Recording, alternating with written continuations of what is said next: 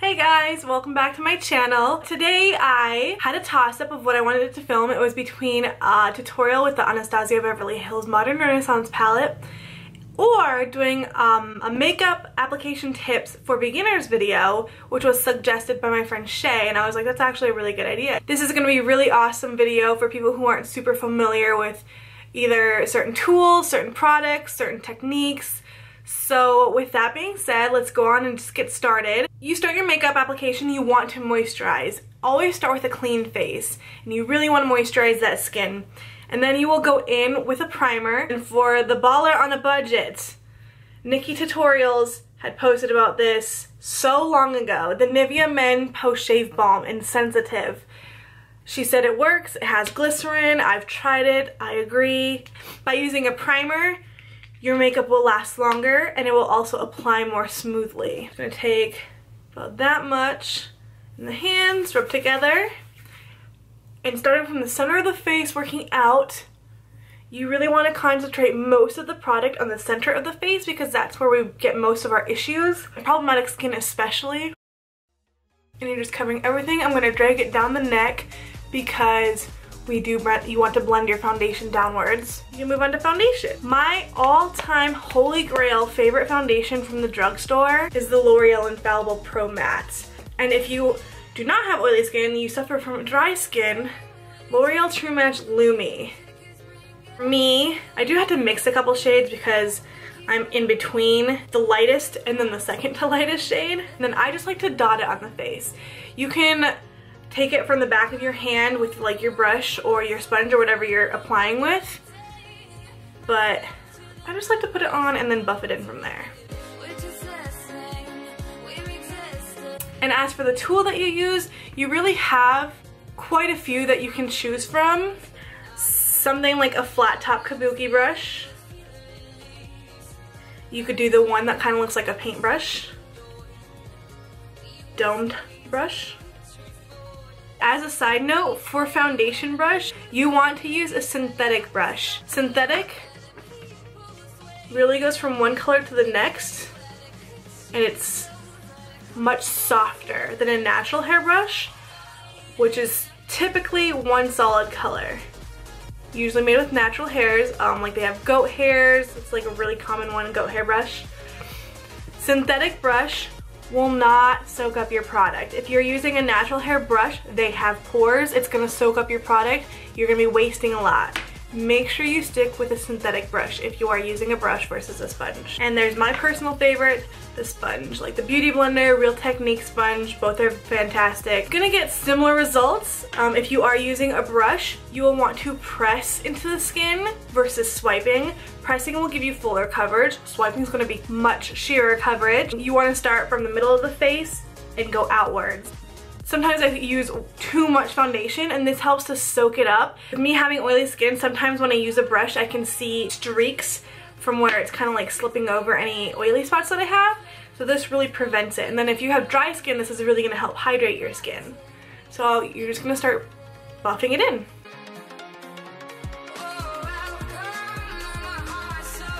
And again, with the sponge, you want to press into the skin. And you want to drag down the neck a little bit because if it is slightly off, it'll blend a lot better down here than it will if you just have that line of demarcation right there.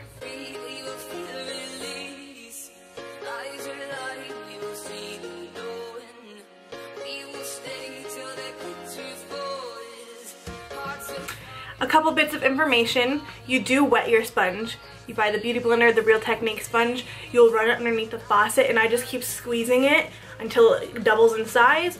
And I like to squeeze mine between a dry towel just to really get out the excess water. And if you are struggling with finding a foundation shade, it's much harder to do it at the drugstore. That is basically why I have two shades. But if you go into a place like Sephora or Ulta where you can actually like play with the makeup, I like to do swatching right there on the jawline. So if you go to Sephora, they have a color IQ, which is awesome. They can color match you right then and there. But if you don't, you can just take a couple shades that you think might be close and just swatch them here, and you'll notice if one is like completely off or if one blends a lot better. You just start moving it around, and if it's blending away, that's how you know it's your color. We're gonna move on to concealer. My favorite concealer of all time is the Urban Decay Naked Skin Concealer. This is so high coverage, so whether you're getting it to brighten the under eye or if you're getting it to cover up problematic areas, this is gonna be your best friend. I use mine just to brighten the face because I don't really get like a whole lot of breakouts, or I don't have a lot of dark circles underneath the eyes. So I'm just gonna brighten with this. And this is also going to fall under your highlighting for highlighting and contouring. We're gonna draw a triangle of light, which is what they like to call it. So I'll start here. And I drag it down to the tip of the nose, and then you can go up to the corner of the eye, and then I just kind of fill it in. I don't actually make the triangle anymore just because I've been doing it for a while, so I just kind of draw like that. And then you'll want to even out the brightness on the face. We are pulling those parts forward, so then you'll put some right there, kind of between the brows, a little bit above, down the bridge of the nose. I like to go on the cupid's bow and a little bit on the chin. And then you can blend that out with the same foundation brush. You can use a different brush, and I'm just gonna use my sponge.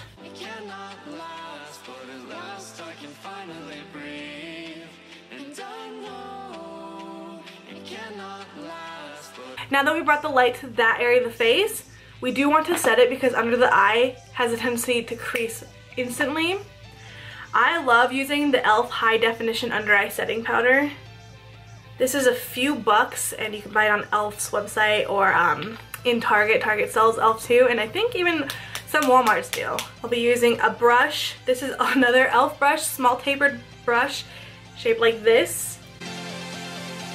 And what setting does is it really just locks that product in place, so it prevents it from creasing, and it also makes it last longer as well. And I just like to press into the skin. If you swipe, you're gonna start moving around the product. You can also roll the brush. I just find pressing to be the easiest. I'm going to set the face because I'm not putting any more cream product on my face. If you do choose to use a cream bronzer or a cream highlight or a cream blush, you will do that before you set the face with powder.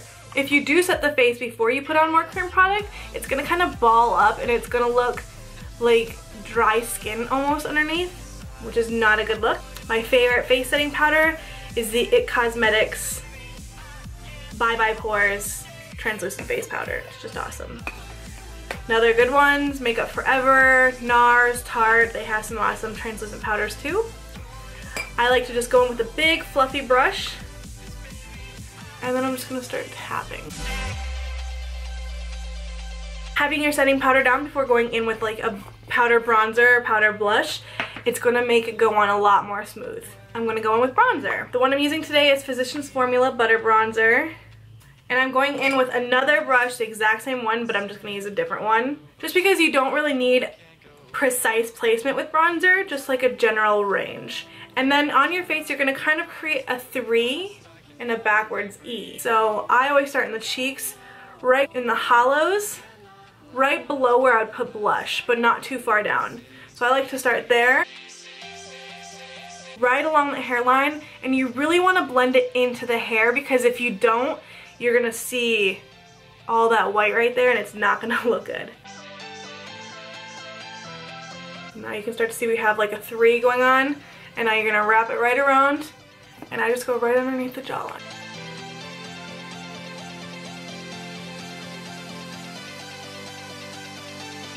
And for the days that you choose to contour, when you look at yourself in the mirror and you can see this tone of shadow underneath your jaw, that's the color powder that you want to use to chisel out your cheekbones because you want it to look like a shadow. And a cooler tone powder is going to make more of a shadow than a warm tone.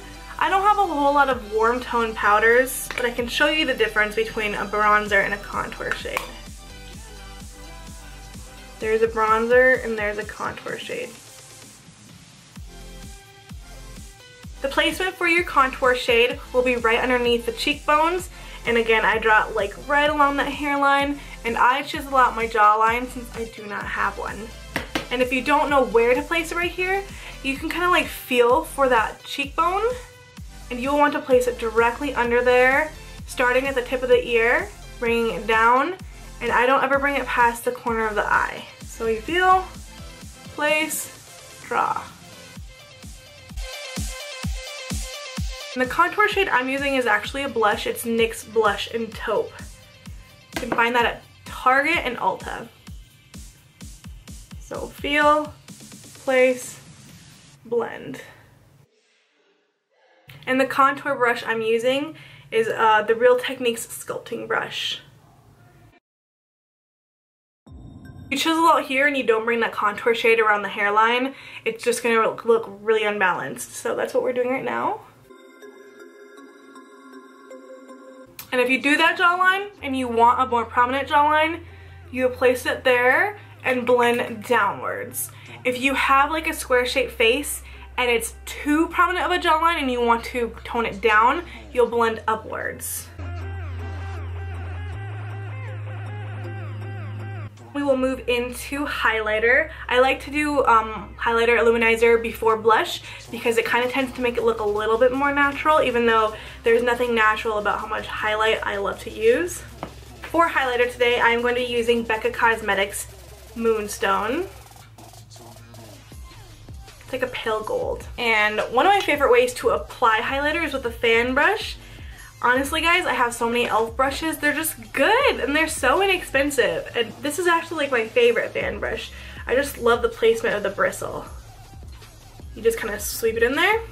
And then for highlight, you want to go on the tops of the cheekbones, and then you can kind of circle it around into a C and a backward C right around that brow. And you'll know what highlighter is good for your skin tone if you swatch it and it turns up a little, like you can see too much color, it's going to be too dark for you. But if you swatch it and it just looks like a really pretty shine on your skin, then it'll work. Wrapping that around.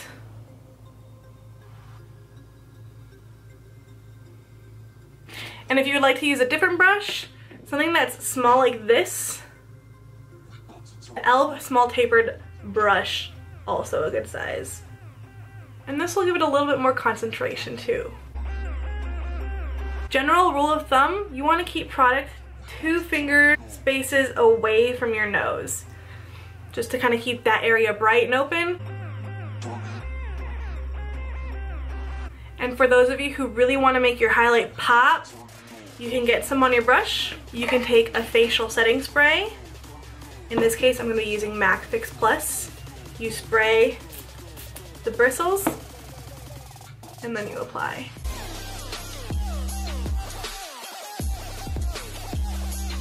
And then I do like to bring it down just a little bit, not too much down the bridge of the nose. Hit the tip of the nose, and then the cupid's bow. Highlighting the cupid's bow is really going to kind of make your lip look more turned up, making it look a little bit bigger. Okay, now we are moving on to blush. I love wearing like corally blushes or orangey blushes or nude blushes on a daily basis. Those are my favorite ones. So today I'm going to put on a coral blush. This is a NYX blush in Coral Dream. They're really appropriate for like day-to-day wear. Anything's appropriate for day-to-day wear in my opinion, but for the average woman, so I'm just taking an angled brush. It looks like this. Mine is like this because the handle fell off. But I love this, so I'm not giving it up. And then, again, with the 2-finger rule, starting on the cheek, I bring mine back kind of towards the temple. That's kind of the way you want to disperse color evenly. You don't want to just put it on the cheeks and then call it a day. Push here, blend backwards. Alright, and I always like to blend all of my cheek colors together. I didn't realize how many e.l.f. brushes I have until this video. It's my favorite stipple brush. It looks like this. And then I just blend it all together. Let's move on to the brows. My favorite brow product of all time is the Anastasia Brow Wiz. And I love it. The tip is so teeny tiny. and it's really good to fake brow hairs if you don't have a lot like myself. But these days I just use the brow wiz to make my shape and to do my brow mapping. What brow mapping is putting your points where you need your arch, the beginning, and the tail to be, and then connecting the dots basically. It really helps you kind of make them look more like sisters versus distant relatives. So that you'll start with putting the brush here and then kind of making a dot. That is where the beginning of the brow will go. And then for the arch, you will go through the tip of the nose and then through the pupil. That's how you line it up.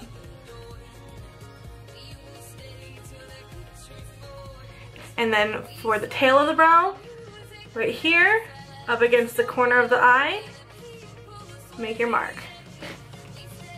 Then you can kind of see, and then we will connect the dots.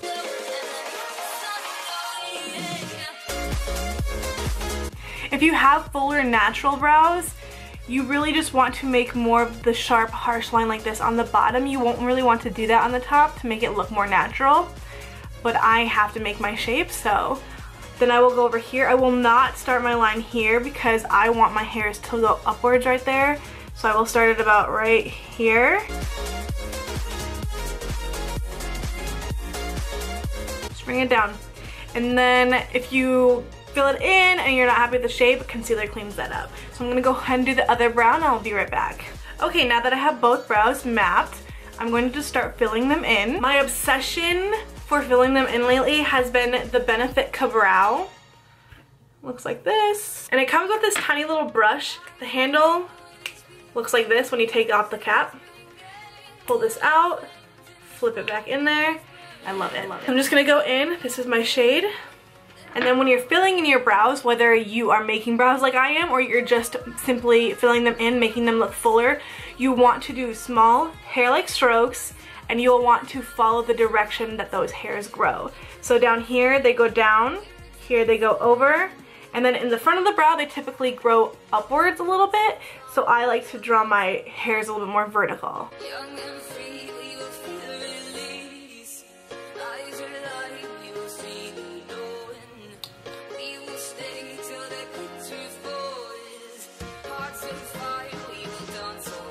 You also want to use a lighter hand at the front of the brow.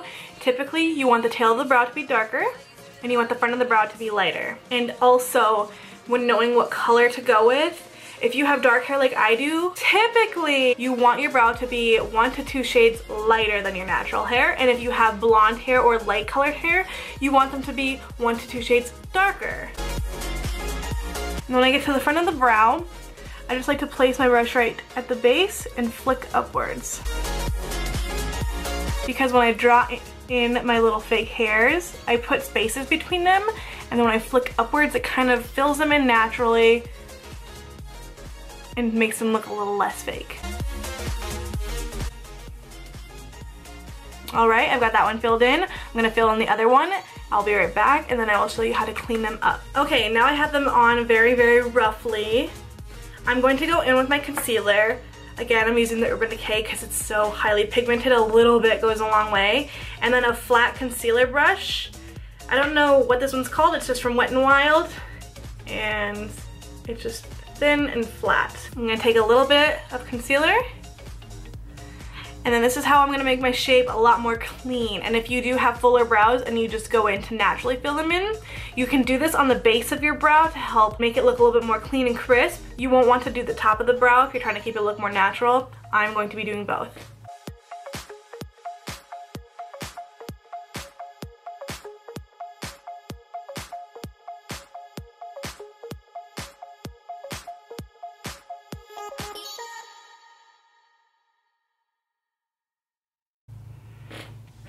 And there you have it. I don't ever clean up too much right here because if my fake hairs kind of went above the line, to me that's fine. And you always want to make sure you clean it up, don't just leave like a harsh line, otherwise you're gonna have a halo brow. Alright, I'm gonna clean up the other brow and I'll be right back again. Okay, now I have them both cleaned up. I'm gonna take the spoolie end of the Anastasia pencil and I'm just gonna brush through to help evenly distribute the product. This also helps make them look a little bit more natural. And then you will want to set your brows. My favorite setting gel of all time is the Anastasia Beverly Hills Clear Brow Gel. I just have the little guy. This is like super glue for your brows. And if you have longer brow hairs and lots of natural brow hairs, this is really going to help keep them in place. Alright, brows are done. Time for eyeballs. You will want to prime your eyelids. Any primer will do. Some people find that something works better for them than others. I use the Lorac Behind the Scenes Shadow Primer. I also use Urban Decay Primer Potion. I've used even the e.l.f. Eyelid Primer. Just something to help your shadows last way longer and show up a little bit more true to color as well. You want to coat the entire lid, the inner corner, and underneath the lower lash line. And then to prevent any skipping, which is like if you push your shadow in and then you have like a gap of skin showing, sometimes it skips because it's a little too sticky. I will go in with a fluffy brush and a shade that's like my skin tone just to set it. Kind of like the way you do it with the face. You do that with the eyelid and it makes the other powders go on smoother. For today's look, I am going to be using the Too Faced Natural Eyes palette. Natural shades, matte shades, shimmer shades.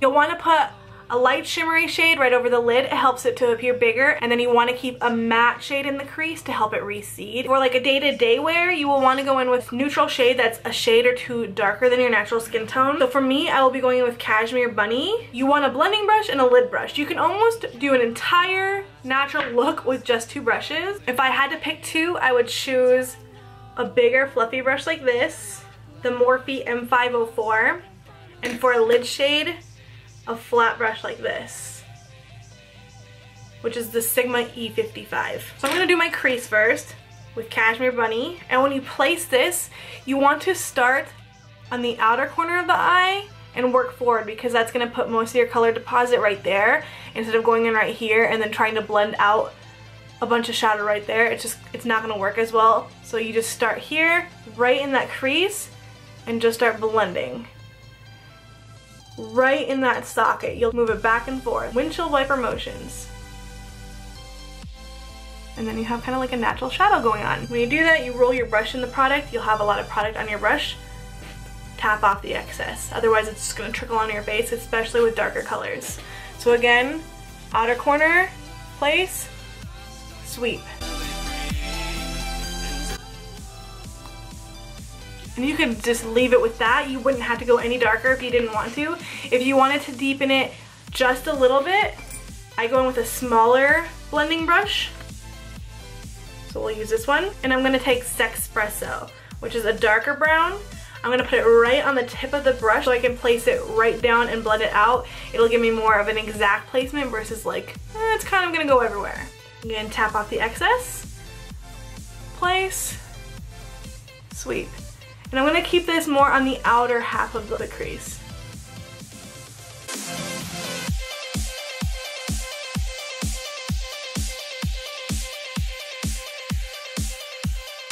Take the original blending brush, blend them together. I just kind of, very messily, no additional product, just brush them together. You really can't mess this part up. You can certainly underblend, but you can't overblend. Alright, now we got that done. We're going to do the lid shade. So I'm going to be taking Silk Teddy. It's kind of like a pinky champagne shade with shimmer. You could also take a matte if you would like to, if that's what you prefer. Just place it there, right on the lid, up to that socket.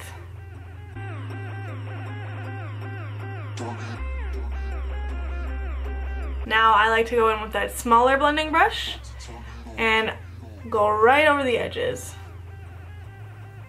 No additional product.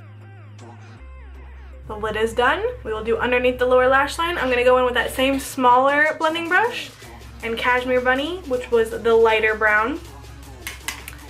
I'm going to start here, and I'm just going to brush And you can control if you would like to pull it all the way in.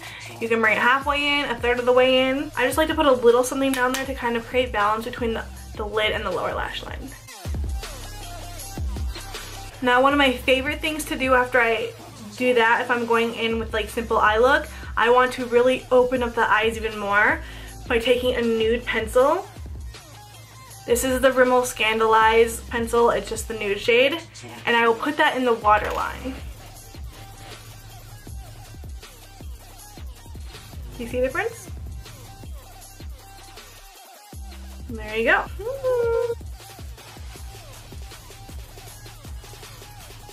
Now I wasn't going to do liner in this, but I know a lot of people kind of can't figure out how to do liquid liner, especially without tape. So my favorite liquid liner to use for wing liner on a day-to-day basis is the Stila Stay All Day felt tip. I feel like it's really user-friendly, really beginner-friendly too. With my eye shape, I have hooded lids, so I have to make my wings go out a little bit more straight versus angled.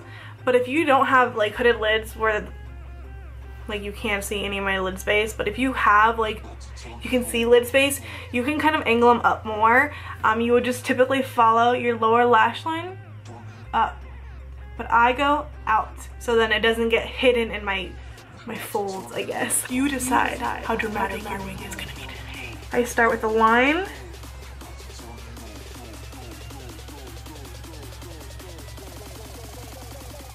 And then I don't go to the tip, I go about just a little underneath right here.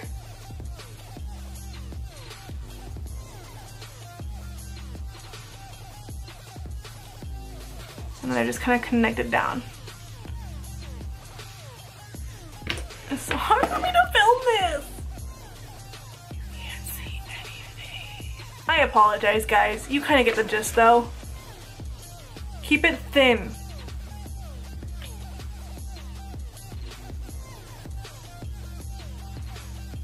There. And now you just fill in the gaps.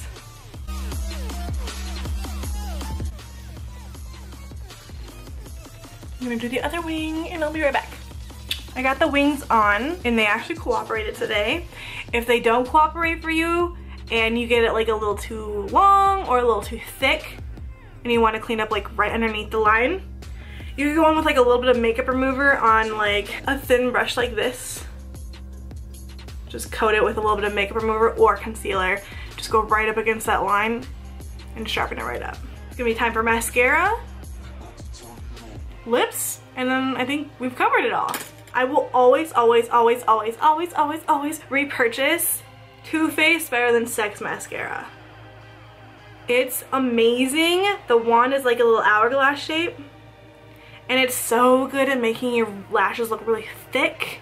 And I get like length out of them too. It doesn't claim to give length, but I get length. Go in and coat your lashes. You want to start at the root, and I just like to wiggle.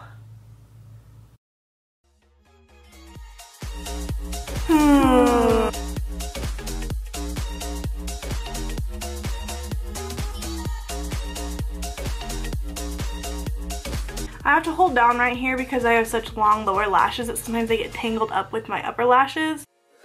I can't be the only one with that problem. Go back in, and with your mascara, don't pump it. You're just gonna pump air into it, you're gonna dry it up, and it's just, you're gonna throw it away a lot sooner than if you don't. I go in and I swirl.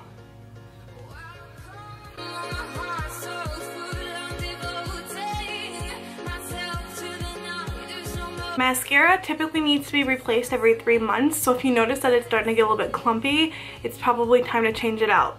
If it hasn't been 3 months and it's getting clumpy or dry, that means that you're getting too much air in there, so just take like 2 drops of eye drops or saline, just pump it right into the container and then put your wand in and just swirl it around.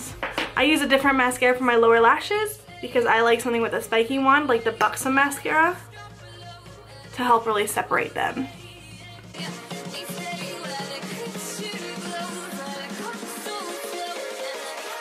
Now when you're doing your mascara, if you ever like slip and you get like black on the lid or underneath or in a corner, wait until it completely dries. Take a cotton bud and just flick it away.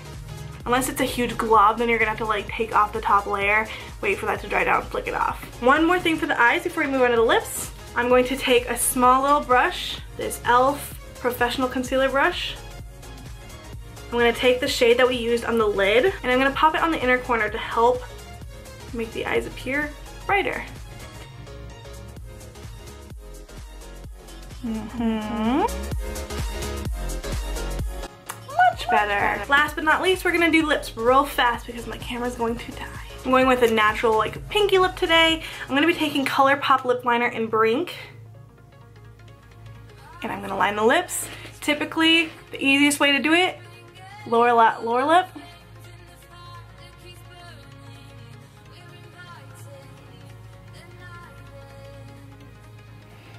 Line the center. For the Cupid's bow, make an X.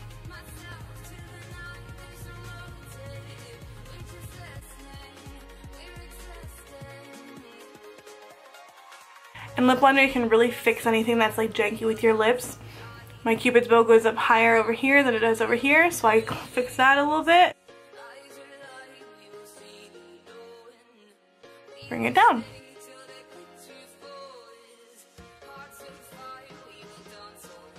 I do the smile so that I can get in between any like creases that were prominent when I was filling in the lip line.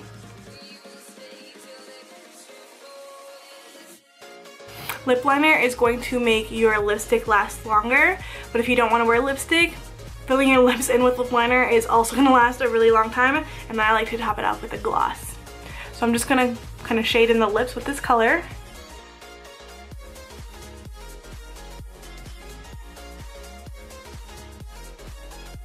And now I'll be taking NYX Butter Gloss in the shade Vanilla Cream Pie. It's a pretty pink.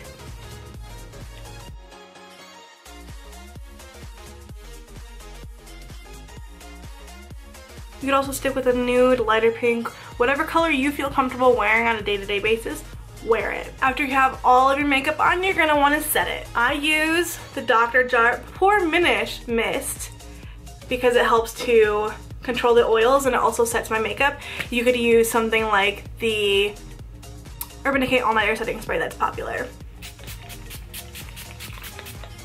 By setting the makeup, you're really gonna lock everything in place and it's gonna last all day. Alright, so that completes not only this look but also this little video on my personal tips and tricks on makeup application. I hope that you guys really learned something today, and if you did, I want you to comment in the comment box below what like your favorite tip was that you learned from me, because I would love to hear it. I would love to know if I made like an impact on anyone. Thank you guys so much for watching. Please subscribe if you haven't already to never miss out on any of my videos, and I will see you in the next one. Bye guys!